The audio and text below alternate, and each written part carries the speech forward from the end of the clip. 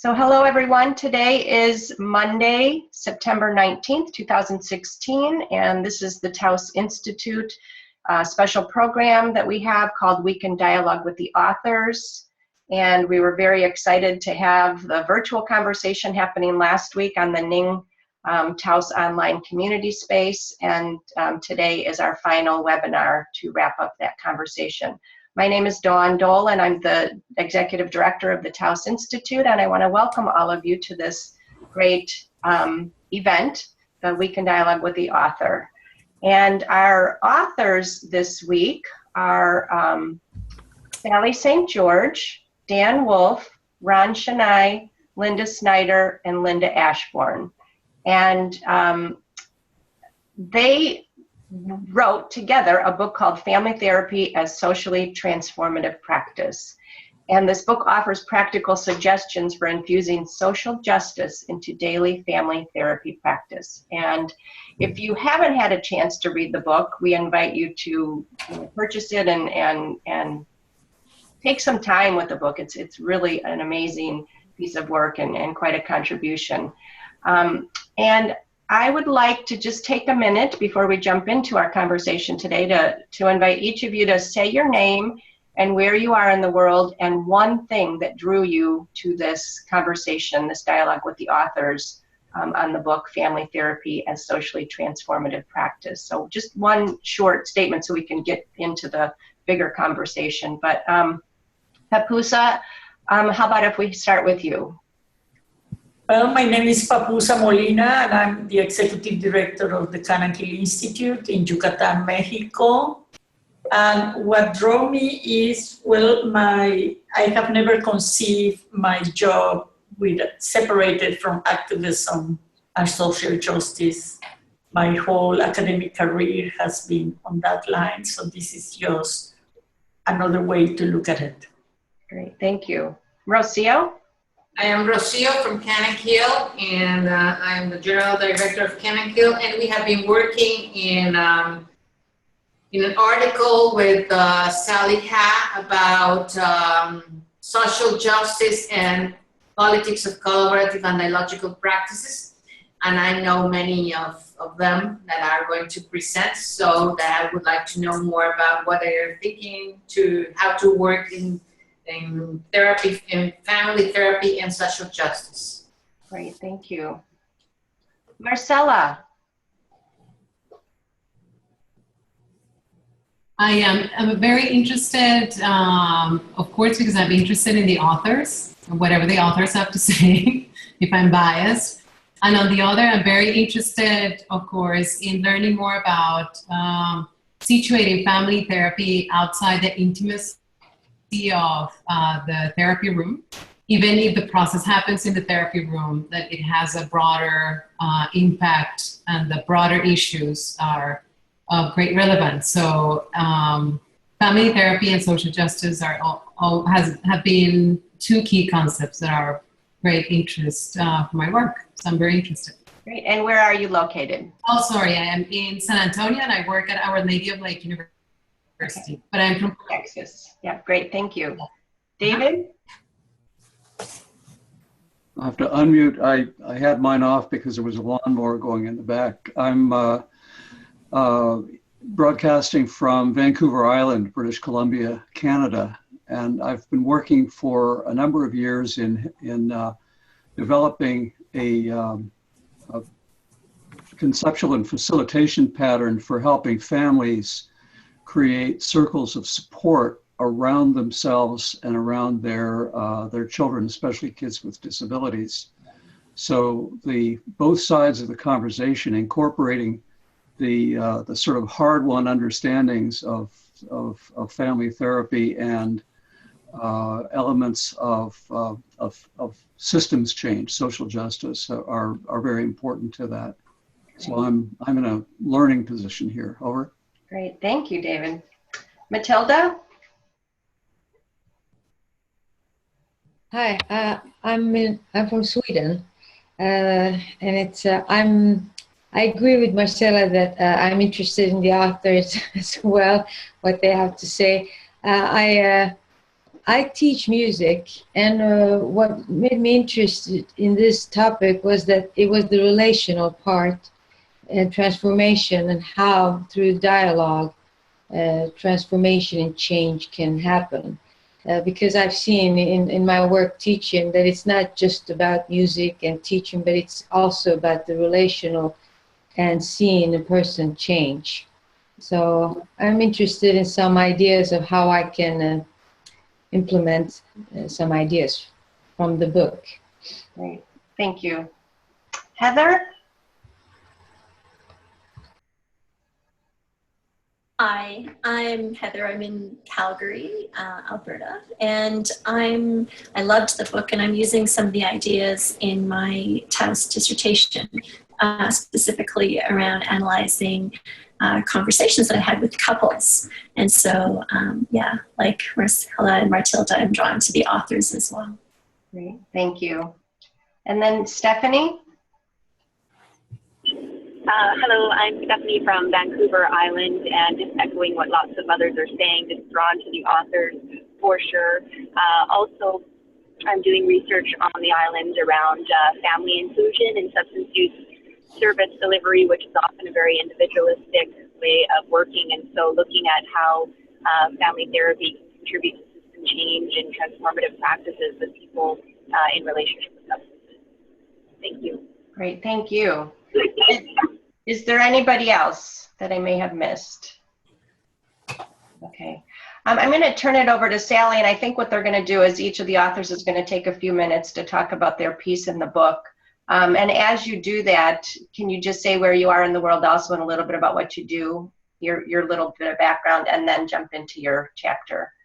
And I'm going to turn it over to Sally. Okay, thanks, Dawn.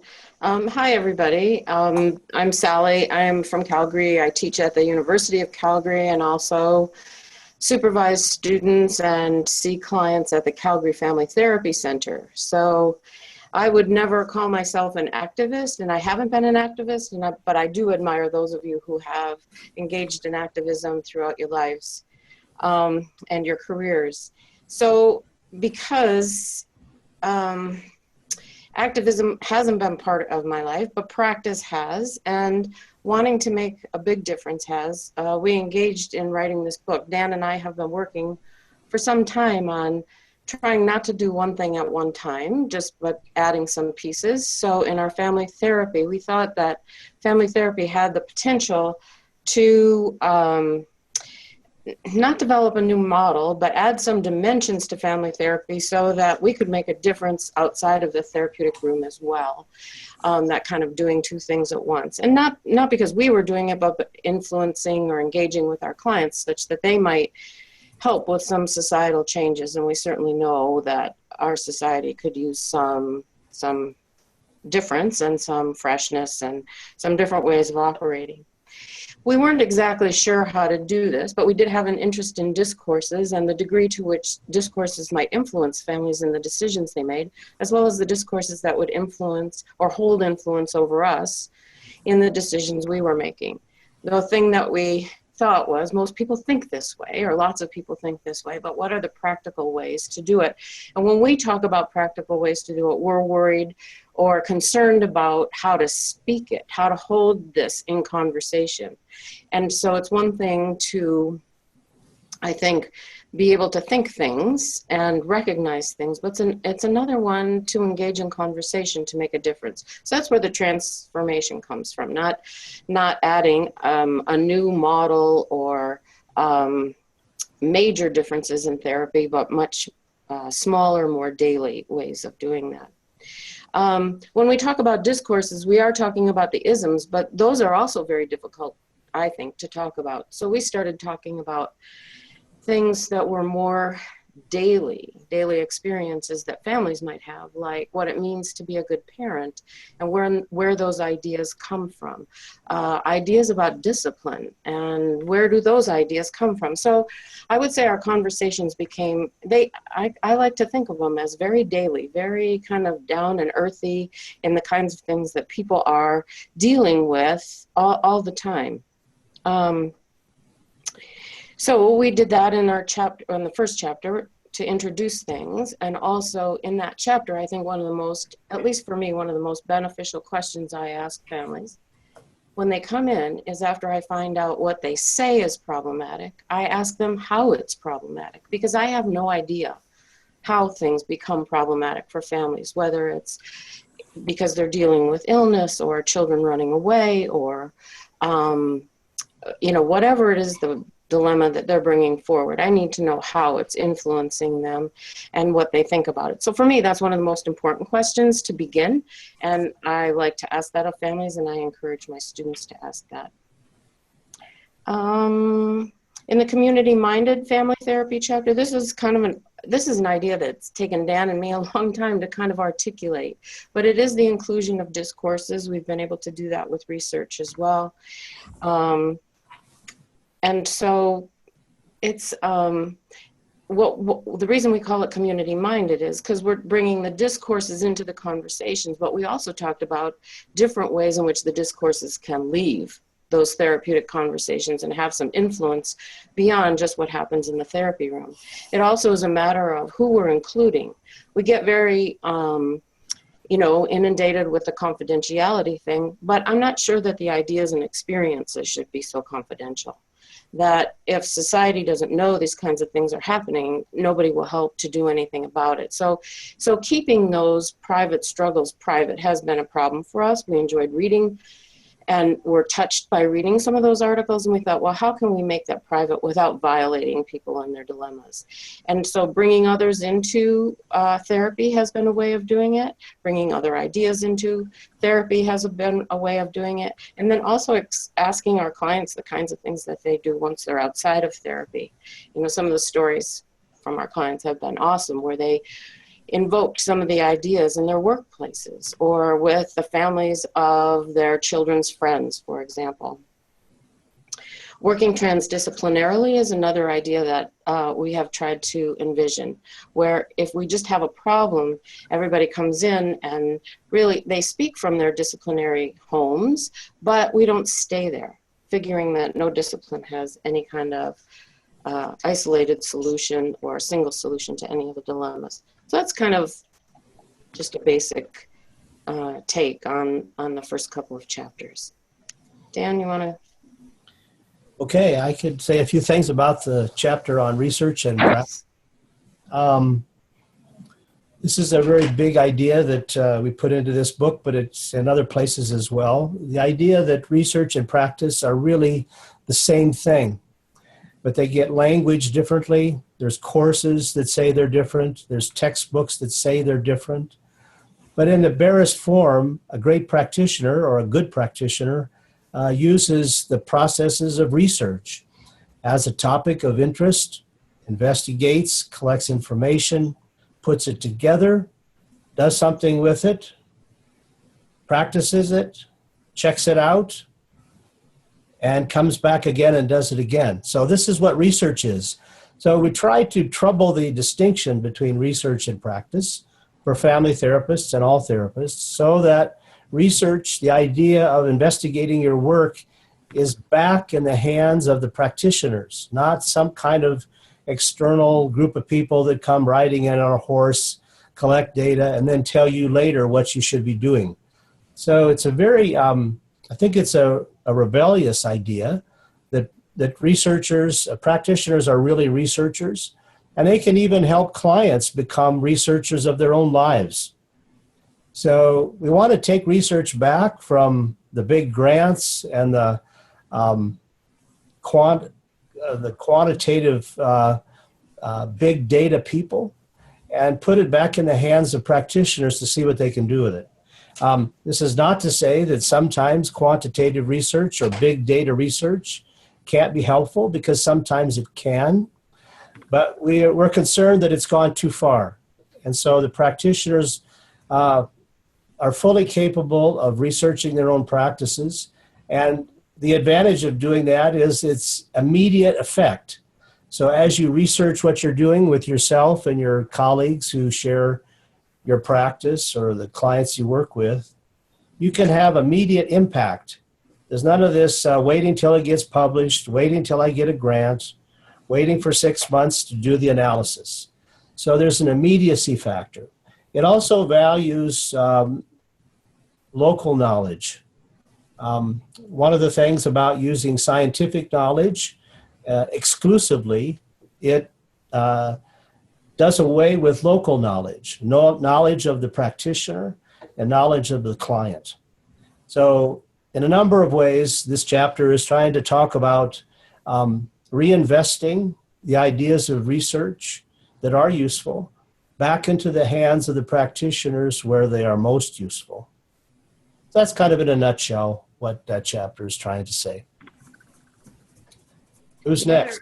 Can I just say one other thing? The outcome of that, or the way of doing that, has been that, and maybe you said this, Dan, but it doesn't cost us any money when we do research on our own practices. And so we're not dependent on grants and funds to continue this. So, but you can also see those of you who are in universities or even in agencies that want us to get money, that there becomes a little bit of tension there. Could also say that we've written some articles in the Journal of Systemic Therapies last year, a series of 3 articles about the conducting of this way of working with clients at Carl Tom's place here in Calgary. We also have a chapter in a book by Gail Simon, which is called Systemic Inquiry, where we talk about these ideas. I should also say that I'm speaking to you today from Calgary, Canada, in my office, in the blue sky and the golden trees are right outside the window. So it's a beautiful place to be right now. Lynda? Okay. I don't know whether I'm next, but I'll take that opportunity. I'm Lynda Snyder, and I'm currently in Calgary, but I feel among islanders because I have recently moved to Vancouver Island. And so Dave, and Stephanie, I believe it is, I look forward to making your acquaintance when I return home. I'll be back shortly. So it's a real privilege for me to be here and to participate with you today. And I thank Dan and Sally for the opportunity to explore with them and with Ron and Lynda Ashbourne, who I am sorry she isn't here, because some of the ideas that she expressed in her chapter really helped to bring practical language to the concepts that we've all touched on.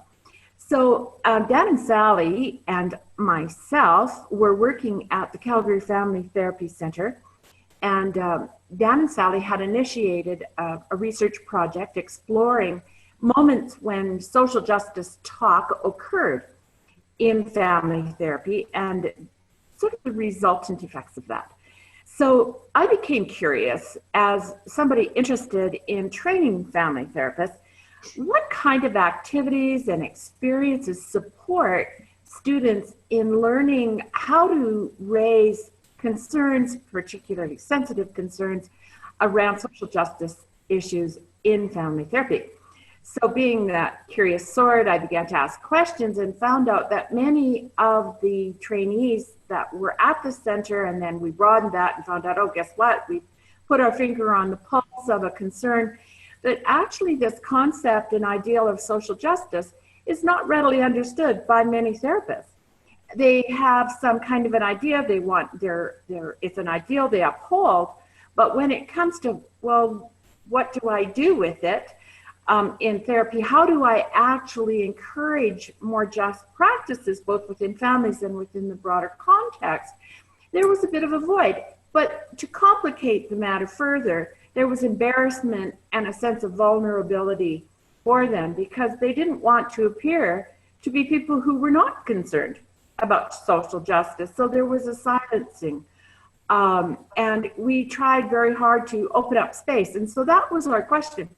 And I particularly enjoyed discovering that, Ron, when you were talking about the softening of the boundaries, we too did that. And so I engaged with them. And I kind of have a tongue-in-cheek way of writing sometimes. And, you know, a lot of our research took place in the center's lunchroom and in the hallway and informal conversations, because it's sort of like, how do you engage people in this type of conversation when there's kind of scared to death that if they raise the topic, they're going to be seen as somehow not with the program, or that somebody's going to think that, you know, they're just not doing their job, or maybe their families. And in our programs, of course, everybody's trying to get clinical hours and gain experience and show their proficiency, and all of those systemic and languaged concerns that relate to academia, to the clinical practice, they all were sort of interplaying in that. So what we discovered in a series of conversations was that, in fact, this learning to speak social justice talk in family therapy is also relational and dialogic. It wasn't anything grand. I wanted something stellar, something new, something exciting. But in fact, what it did was it verified what we kind of have an idea about, is that the core of this whole thing, like in good family therapy, is really about the relationships that these people had.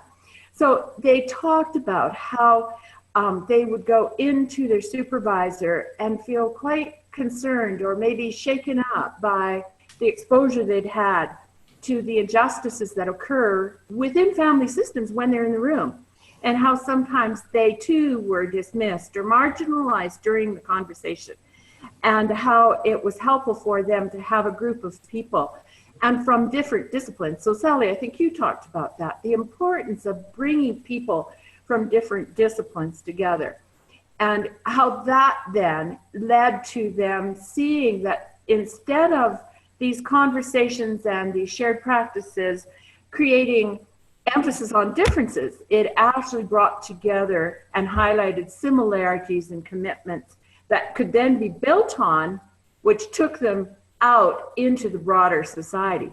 So we began to see not only the intersectionalities between the trainees' learnings and the families they were working with, and now it gets a little bit more, it diverges. If you can see I'm French, I talk with my hands, so I'm trying very hard not to, but I can't. But you would see the students' intersections with the families, and then the families making changes both within the room, but then within their family, then within the broader community that they were part of. And because some of the most intense sessions were family sessions where there had been some kind of violence, or there were oppressive practices that had occurred with family members, and they were influencing where the families were at, oftentimes opening up space, and the exceptions to the oppressive stories were very important. And I shared online, if you want to read one of the accounts of a young woman who shared how she had taken a stand as a young child against sexual assault, and how that in session, opening up space for her story of resistance to be told, actually brought a sense of continuity that she had never ever realized before, that she had been taking a stand for herself in these ways. So the students were kind of blown away by hearing what would happen when they opened up these questions. But before I just go on to where it's taking me, I wanted to say this work wasn't done without challenges for our students.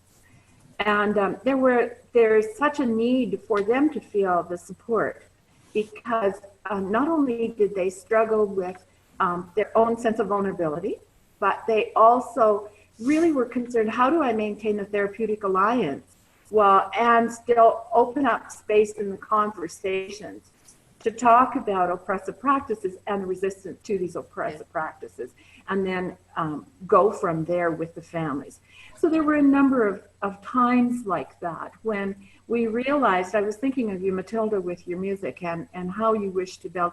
I have been thinking a lot about if any of you read the chapter, we use a very simple definition of social justice, and we talk, one of the elements of social justice is what we call transformational respect, and how essential that is. We know that we talk about the therapeutic alliance and how important it is in our work as therapists, but this concept of social justice and transformative respect, I think, is essential, and that's kind of where I am at currently, looking at it both from a research standpoint and a community development, because I see therapy, research, and community development being hand in hand. So David, we have a lot of ideas in common, I believe.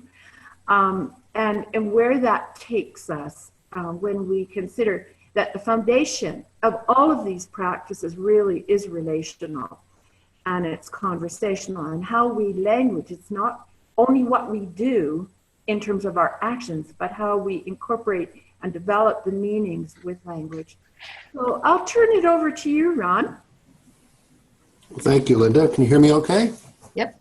Yep. I'm in, well, we say we're in Davie, but it's actually outside of Fort Lauderdale in Florida. So nobody knows where Davie is, but if you ever come to South Florida, it's the place to go to the rodeo. So why we have a rodeo here, I don't know.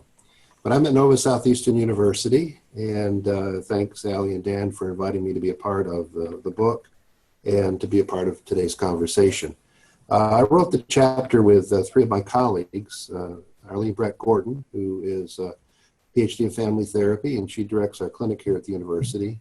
And at the time, 2 students. They've now finished the program. They all have our doctorates, Jenna Wilson and Laura Pentleo. And so as Sally and Dan were talking about, well, you know, a lot of what you're saying was very similar. I think I would say I'm more of an internal activist in terms of my local community inside the university. It seems that there's plenty of room to be disruptive and to make changes in terms of the kinds of things that, you know, I think school always brings out the teacher in you or the student, and hopefully both of those things. And so I teach primarily the qualitative research classes. I am in administration. You can see by this, see, I look like an administrator, right? And so I do that most of the time, and I do other things, but I do like to have fun. I think if people are having fun and there's an enjoyment in what they're doing, it may be difficult, it may be challenging, but if there's a sheer enjoyment in what you do, I think it's easier to sustain those things. So a few years ago, I taken some time off from teaching, and I came back, and it didn't seem that the students were having as much fun as I remember. So my former students are around here, and they seem to have more fun, and they seem very stressed out. So I talked a lot with Arlene about that, and we talked about the challenges of the program. And you know, in our program, I think we try to embrace the social construction and the relational transform, all those words we're using. And I think it can be very frustrating if you don't see people living that. You see people teaching that, but you don't necessarily see people living that. And it's so easy. You're assigned the class, maybe you think of it as your class, and that you're having to assess someone's learning, or you are the therapist and they are the client, and you're there to work with them, but someone's being treated, and those kind of things. Or if you limit yourself that way, and that's what we talked about, hardening the categories. It's so easy, you know, I guess that's why our little brains are wired, and our little neurons keep us to think in the same way. The way we brush our teeth, the way we brush our hair, the way we do things in the morning. So many of these things take over as a ritualistic pattern unless you challenge them. So back in the class, in the clinic, we started talking about these things. And so in my part of the chapter, I wrote about, you know, it was a PhD program, and I was still hung up on the idea that I was teaching people to be clinical researchers. And I don't think many of my students actually, that's what they end up doing. But if maybe if they could be, you know, instead of a clinical researcher, maybe they could be researching clinicians, in the sense that to be reflective and to not just do what they do, but to take the time to, whether it's an internal activist that you just think about what you're doing, or to take a different perspective on your work. So for example, in Laurie's chapter, her little different perspective on the work was what she was learning from her clients. With Jenna, she said, well, what am I learning about not just being solution focused, but how important hope is in that kind of work? That hope is what drives solution focused. It's not just a series of questions, it's being able to see whether you and the clients feel more hopeful about tomorrow, and how building on exceptions can lead you in that direction. And with Arlene, it was how to spread the word, how to share. And what she did was she was working with Jenna and some other students created a webinar series that they would broadcast their ideas, and each week she'd have a different, each month she'd have a different co-presenter, and they'd work together, and it was able to, for our students, to show that they had something to share, that they didn't have to wait till they graduated to be able to have something that was important to share, not only to their colleagues, but also to the world out there. So what's continued for me with the chapter is that I wrote about in the chapter of how I work with the students in the class, and how I would have them study Insoo Kim Berg's work, and to study how a gifted therapist created conversations. And each year they'd come up with ideas that I'd never seen in the session. Oh my God, this is, so they were disrupting my own view. I thought I knew it very well. I'd transcribed it and looked at it 100 different ways, but it was always such a delight to see that they would come up with something different, and really just by being themselves, to encourage them to be able to look at something and to realize that they didn't have to have 10 million years and read 4 million books, but there was something about their inner might, if you wish, to be able to see those things. So it's not in the chapter, but where this has taken me is that I said, well, we've looked at Insoo, but maybe we're hardening the categories that she is the expert and we're the novices. And we always learn from an expert, but what can we learn from ourselves? So this year I changed the assignment around. I said that this program, you all say that you work relationally, but how do you know that? Are these just things that you say up and down the hallway to impress each other? I'm a social construction postmodern, it goes on and on and on and on and on. And I said, well, what in the world does that mean? And can we actually see this in your practice? So I said, I'd like you to take the very first session that you saw in the clinic, and I'd like you to transcribe it, and I'd like you to do an analysis of it and address one simple question. How, if at all, do I see my work as being relational? Right? Not a model, not a ism, but relation. What does that mean to you? I said, if you have to go to the dictionary and look it up, that's fine by me. And it was just eye-opening to them, and to me too, that even though they may espouse that they were narrative or solution-focused or whatever, they seem to be most of all collaborative. That I was so happy to see how they worked really on the same level with their clients. One student said that his work maybe would best be called co-framing, how he and his clients co-framed ideas with each other, how they completed each other's thoughts and completed each other's words. And it was amazing. All of them, they may have worked within a model and may have continued to speak in that fashion, but to a person, and there's over 20 people in the class, and to a person, it was I said, I promise at least one epiphany a week. And so in that process, they just seem to transform themselves by not posturing and not trying to be like their professor or like their favorite author, but what could they learn from themselves?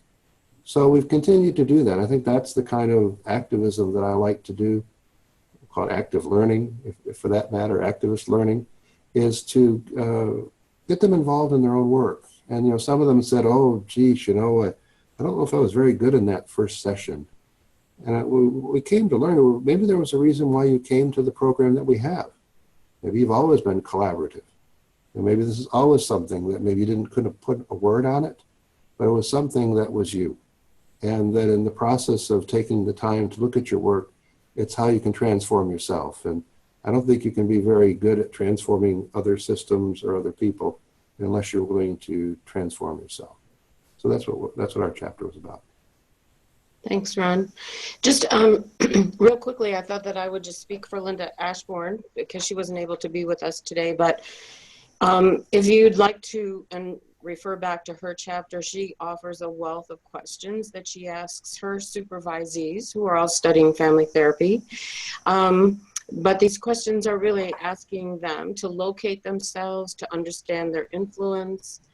And so they're quite challenging questions. Oftentimes students are hard put, and sometimes we're hard put to figure out how to answer those kinds of things because we don't necessarily consider them on a daily basis. So please feel free to refer back to her chapter for those questions.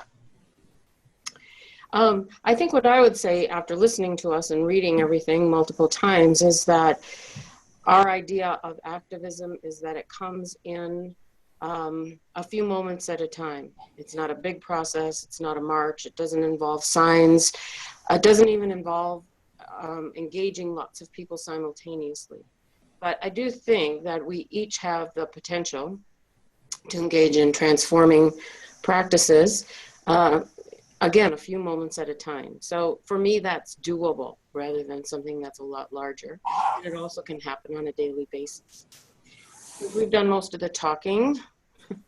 We would really like to hear from you guys about, if we can switch it over to you, things that you think about, questions you might have, other examples of transformative practices that you engage in.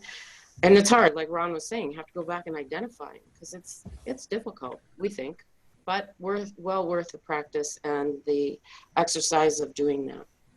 So, and we know you guys do them because we've read some of your work, we've talked to you at conferences, and we know that you are transformers of sorts.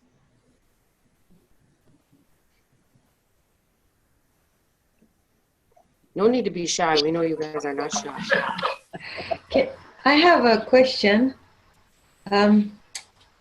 Sally, you said that how can we keep the private struggles, how can we learn from private struggles if they are going to be stay private or confidential?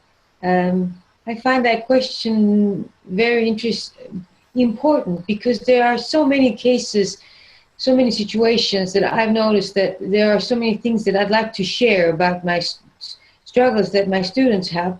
But if I would share, how I can't really ask them, can I share this? Yet I find that there's a lot to learn from some situations.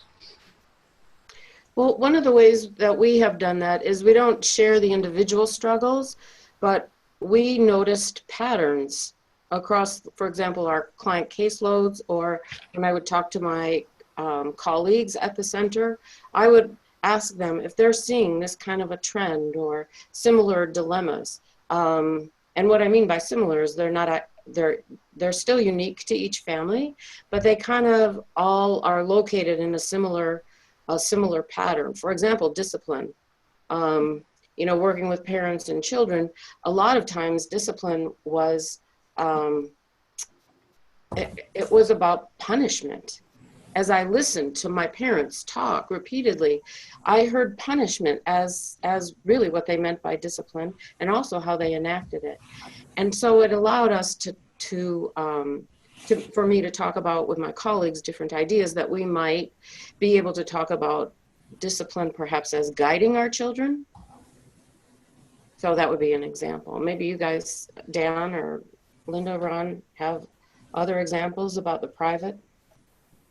Matilda, I think one of the things that we became really clear when we were doing our research, and we used a collaborative approach as well, and the students shared among themselves and then more openly, was again the themes that would come up. So we also took what was very private and on an individual basis and could have exacerbated their sense of vulnerability. But when we saw it over a group of people, and then all of us have years of experience. So you actually begin to see, like Ron was talking about, the differences over time and the similarities over time. And so that too is another way that you can make the private public by bringing forth that type of conversation. I also remember Charles Waldegrave and Kiwi Tomasisi use this same procedure where they look for patterns across cases that have similarities. So for example, in their caseload, they were noticing that many of their clients who came in for a variety of problems shared lack of good housing.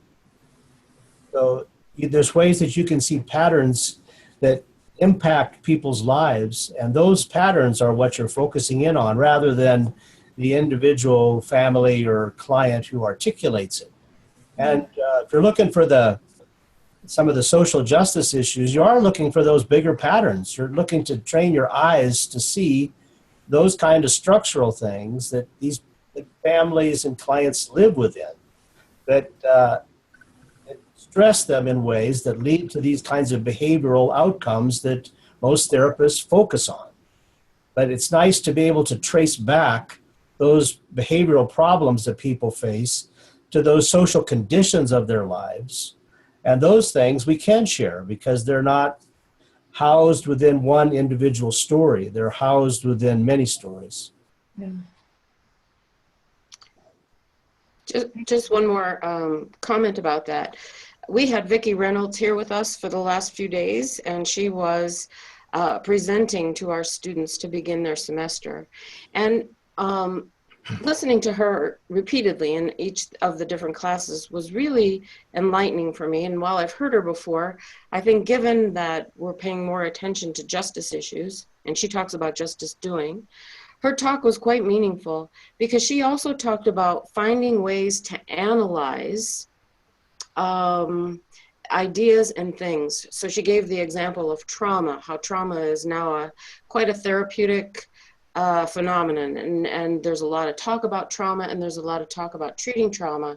And when she analyzed trauma, I hope I get this right, when she analyzed trauma, she was able to look back at it and to find out that it really is a social phenomenon for many of the populations she was working with, and she works with marginalized populations and groups. And yet it was being medicalized and individualized as some kind of personal deficit within a person. And so part of her activism then is to not let it reside within an individual when it is a social ill. I mean, she says that trauma is really the effect of being consistently and regularly oppressed. And again, she works with extremely marginalized groups. And so trauma is an appropriate response. It's just not an internal individual deficit. Thank you. As I was listening, I realized that I can already see one pattern that I found in many of the students, because when they're here working with music, I noticed that they have all this, you can say, the creativity, or in other words, as they themselves describe, crazy. That I'm kind of, I'm in a way that people don't understand me. And that's why I have seen a way of being, a behavior, as you say, that is very similar in all of them. And they act or react in different ways. But I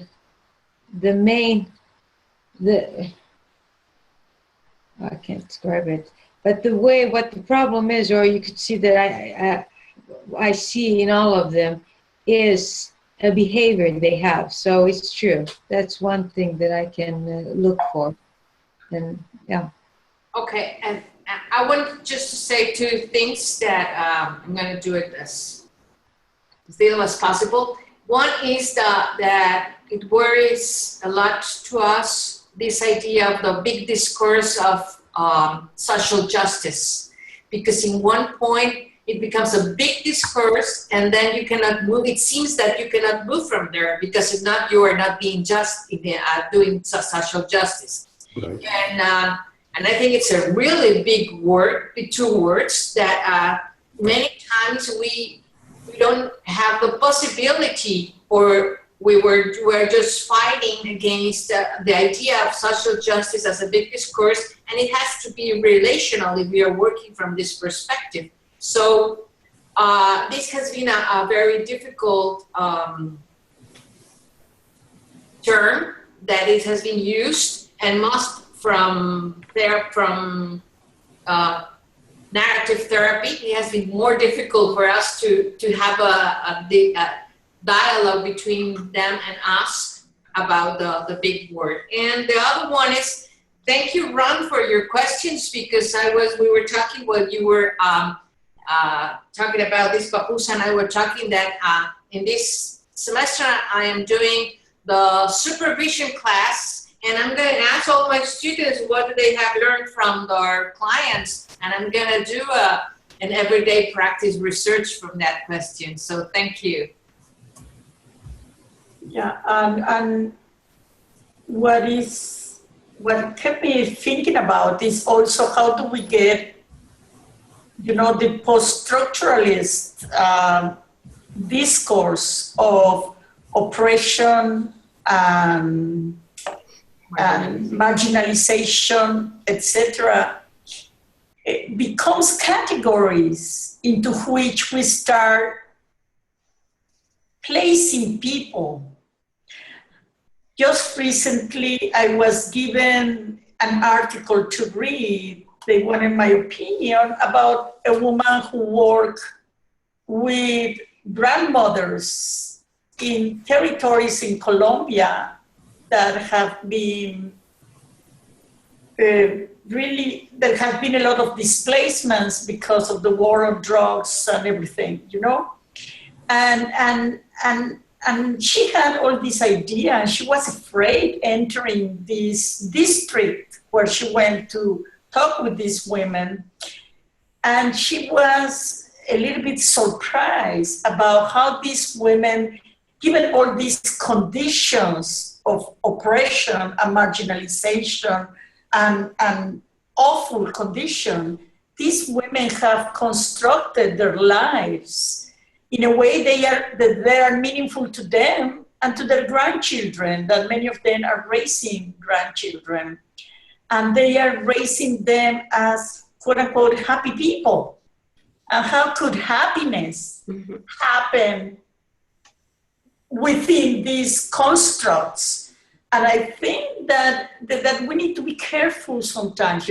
Myself, I realized coming from feminism and analysis of oppression and gender issues, and how when you start looking at the possibilities of constructing reality really within the relationships, how even within those structures, there are possibilities that do not necessarily could be defined as oppressive or as discrimination, because people have constructed the reality different, even within those social constraints. Right. So I think that as we are writing in this article that Rocio shared about it with Sally Hababa, that's something we're struggling to explain and to rescue these other elements of how to deconstruct also these huge discourses around social justice and oppression and discrimination and marginalization, etc. This is what you've said is very, very exciting, because one of the things that means to me is that it's possible for people to make enormous progress in the direction of lives that are rich in wisdom and relationships and opportunities in a context where if we set the standard for being able to make any progress, it means that oppression has to stop, or isolation has to stop, or poverty has to stop. It becomes too big of a threshold. One of the things that's occurring to me as I'm listening to this dialogue is that there are patterns of problems, but there are also patterns of solutions that we can be looking for and that we can be describing and defining. We've been interested in and actually expanding the work of the architect Christopher Alexander, who developed a pattern language for buildings and constructions in towns. And Alexander once said, people can create their own pattern languages, And we've begun to do this in the work that we're doing. And it's, for example, in the disability field, there tends to be, from a clinical and programmatic and practice standpoint, sort of a relentless focus on deficiencies. And on the other hand, healthy communities have kind of a stubborn focus on identifying and mobilizing people's contributions, which doesn't require a great change in society or a great change in the quote functioning of the person. It's just it's a different focus. What I would be interested in terms of research is you're identifying the patterns that those grandmothers are using to convey optimism and healthy relationships and healthy life among those children, because those are really important discoveries, and those are discoveries that can be that can then be shared and replicated very, very broadly, cross-culturally. There's one set of patterns that has caught our attention is the 40 developmental assets work of the Search Institute. If you do a Google lookup on the phrase 40 developmental assets, they've found 40 things that families and individual parents, households, but also neighborhoods and schools can be doing that dramatically reduce kids' use of drugs, kids drifting into gangs and things like that. So I think if we can start to get ourselves and students as focused on noticing patterns of solutions, in balance with patterns of problems. That's great work. Over.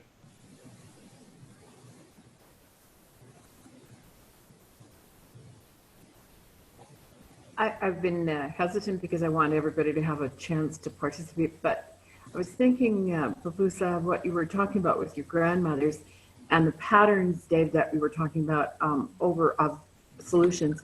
And I was thinking of in the social justice area, when we think about change, so often we start large.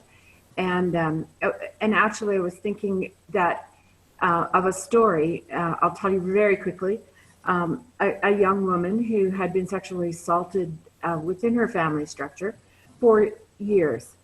And it happened to be one of my clients, and I asked her, how did you manage to keep going? And she told me this really quick story. She said, I used to ride the school bus. And she said, before I get off every day, the bus driver would look at me in the mirror and would smile. The bus driver. And she said, when things were going really bad, she said, I'd close my eyes and I'd remember the bus driver's smile. And she said, it helped me to survive. And then she told me that story, and we began to develop how her strength had given her courage to come to therapy and on the work that she was doing. But I was thinking about how when we work in situations where there are injustices and oppressive practices going on, it isn't necessarily grand things we're looking for, especially as therapists. It's those moments of hope. It's those exceptions. And again, I was thinking, Ron, about how much hope that gives us as therapists as well. The power and strength of individuals and families to make changes within systems, and then broader, how they go on. And that lady, thinking about bidirectionality, that lady has been a source of courage and hope for me for probably 20 some odd years. It's been a long time. And I still hold that as a gift that client gave me. And then when I sit in sessions and I go, yuck, this is really tough, I think, wait, who's their bus driver? What question can I ask? that might help them to focus on some small thing that is hope-giving to them. The thought.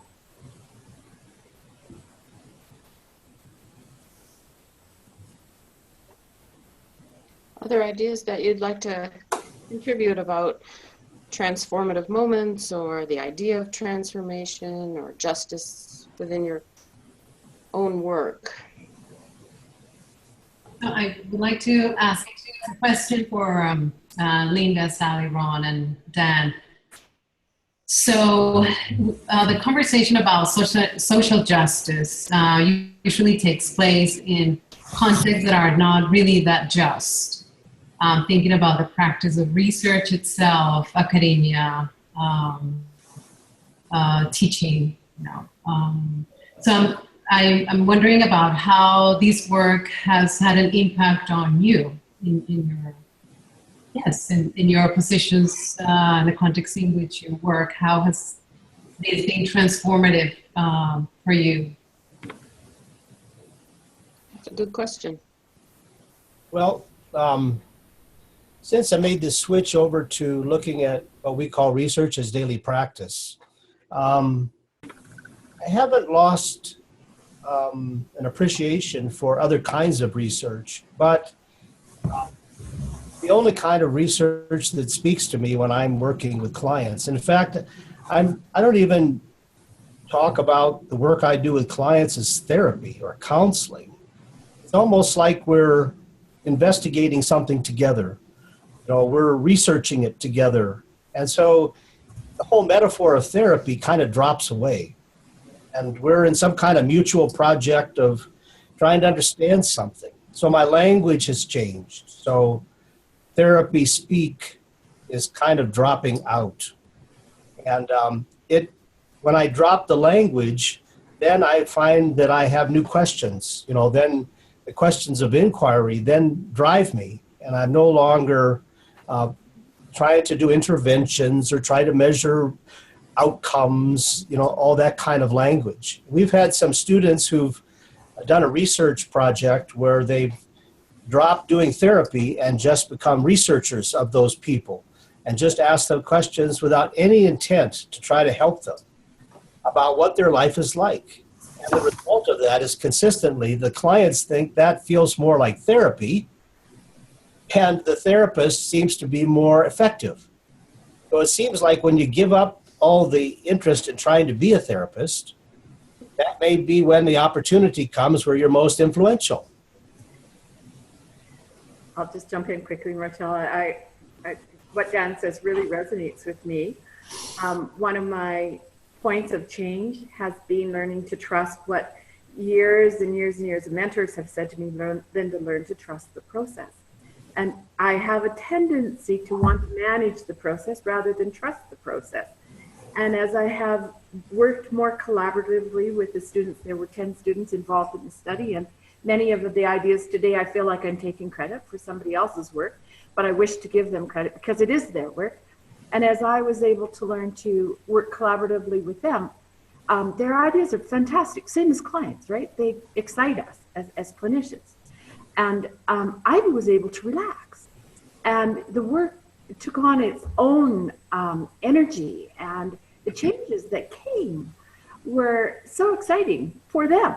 And I sit today with my hand on the book because when we talked together about the publishing of this book, those students were so excited that they have now gone on to form a group where they support each other because they've gone back into healthcare systems and other places of employment where there's less focus on the kind of values that we've been upholding in our work together. So, and that in turn excites me because I see that as generativity.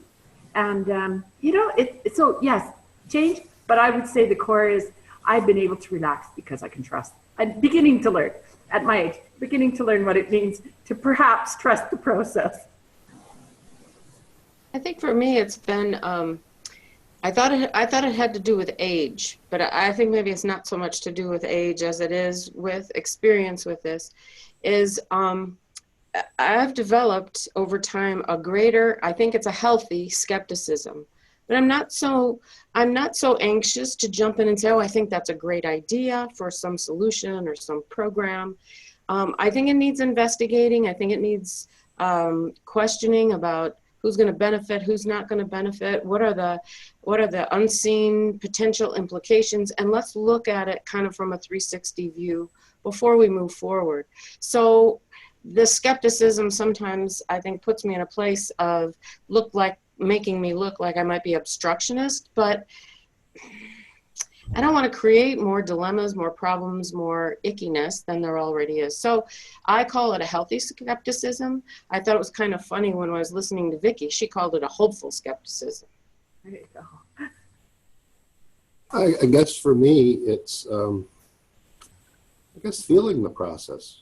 I get overly analytical and separating myself from the thing that I'm studying, drawing that distinction. And that's the first problem, maybe, is to draw that distinction, that difference. And so I try to, I guess, listen more in what I'm hearing from the students or from my colleagues, and trust the process, because there's an ongoing conversation that's outside of our ears, we hear or see, and to trust that it's there. The light bulb may be on in the refrigerator, I don't know, when the door is closed. But I think trusting that process, but listening for those signs, those subtle signs that there's difference going on. And I think maybe it's the undergirded by that there's hope, that there are those patterns of solutions out there, and that they do connect. So I guess that's where I'm kind of now with sort of a little transformation going on, my little epiphany. Thank you very much for addressing the question. That's fascinating. Thank you. How about for you, Marcella? You've been involved a long time, and it is a struggle. It is a struggle because the more I'm interested in matters of social justice, the more I'm aware of the context in which I am that are limiting for a social justice practice. So I think it has been a matter of visibility. So discerning what are the, so to speak, anti-just systems in which we are, so that we can, and I'm speaking in my work in supervision, in therapy, in research, and teaching. So how to make visible the limitations, and how to be cautious on the language also of marginalization and oppression, right? Who's to say or call what situation is oppressive or marginalizing. So yes, definitely listening differently, using a different language, and be almost obsessive in making visible the operation of the systems, of how they work, and what is the effect that is having in all of these different practices. And so, in a way, using the practices of social control to put them to go to work against themselves, right? So, publication, it's regulated as a social control practice. So, how to publish about that? Yep. So using the system against itself, kind of. Well, one of the ways that we've developed to combat this control of publications, it's not a perfect solution, because people in academia need certain kinds of outlets to get credit for their publications. But at the Taos Institute, we have the World Share Project, which allows people with minimal documents to be sent to us, and with minimal editing, they can go up, free, downloadable, worldwide, instantly. So, and there's a lot of places that have repositories of information. But it does take you oftentimes outside of the game that academics need to play, that is high-impact journals, etc. But there are increasingly places where people can go to read about things anywhere in the world. I guess they do have to have a computer and a printer, but a lot of places don't have the ability to buy books And a lot of times things are in languages other than English, and they need to be in that language. They need to be in that native language. We published some things in German and French and Spanish and Farsi. So that's kind of another initiative to combat the hegemony of academic publishing. Yes, I really appreciate that, and we actually have a project in the works, so you will hear from us soon. Good. And I also appreciate the TQR efforts in mentoring researchers, not necessarily, which is my experience. I don't mean to, my experience, yeah, that the journal it's mentoring people who are interested in doing research and not simply discarding papers because they don't meet the standards for the creativity of the work. So yes, I appreciate that there are contexts, and I think I hope that these conversations facilitate the development of a more inclusive and just context. Sure. Thank you. I was just thinking that, Marcela, we have to do the same thing in Kananquiri. We have 2 books about our practice, and it's all in Spanish. Great. For us, and our students are part of it, and our faculties too. And now we're going to have the next book about daily practice. Daily Conversations is the name. And our way of doing research or inquiry, we are doing in this way, so we have a lot of possibilities to invite everyone who would like to be part of the book about this. And what it has been funny is that in the beginning of Kananquiri, they were just waiting for us to do thesis or something like that, or the final work in a qualitative or quantitative way. And now in this moment, we are just doing, Papusa is the teacher of methodology in social dialogical inquiry. Janice the Fair work, and then for many other schools come here and said, what are you doing? And they are now trying to know what are we doing, because they really like to do it in that way, and it's very easy for them to come here and see a different way of doing research. So it has been a long time, 18 years working with this, and the school 12 more or less. So anytime you would like to share with us all of these things, that's good. And we will share with you and the Spanish speakers, of course. Good. I love that. Fantastic. Yes, thank you. Yep. Very exciting. I just want to say also that I'm so happy to be part of this conversation, because it makes me think that, as you were saying before, practitioners and doing research, that sometimes traditional research does not always, it doesn't address, as you were saying, moments of hope. Those special moments or things that we learn from good experiences.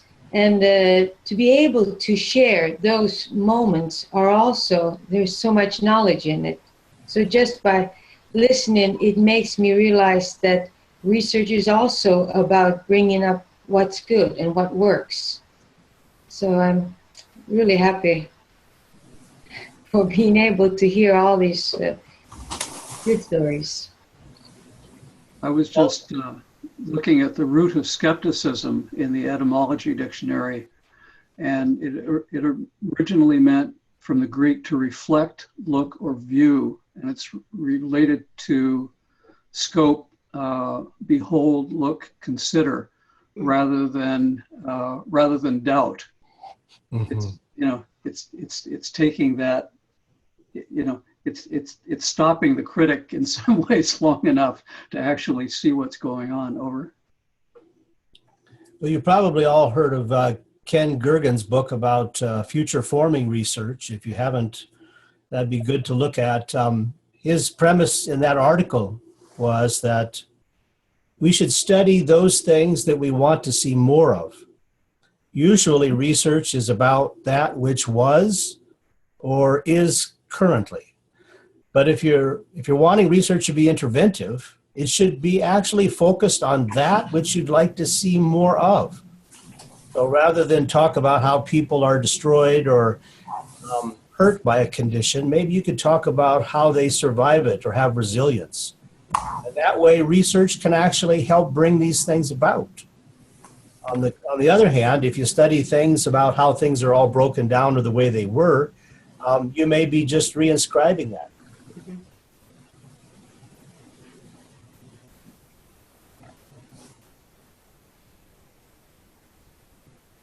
Oh, thanks for putting that up. Yeah, very good. Yeah, thank you. See you, Marcelo. Thank you. Yeah. Well, we should probably wrap up here. You know, the space online that we started with earlier in the week is still open. You all may continue to go in there and share ideas or ask questions or post more comments. Technically, I hope it will work better as the week goes on, but feel free to continue the conversation on that online community webpage. Yeah. We ought to figure a way to get the Vancouver Island people together. Over. Thank you very much. Yes, Bye-bye. thank you.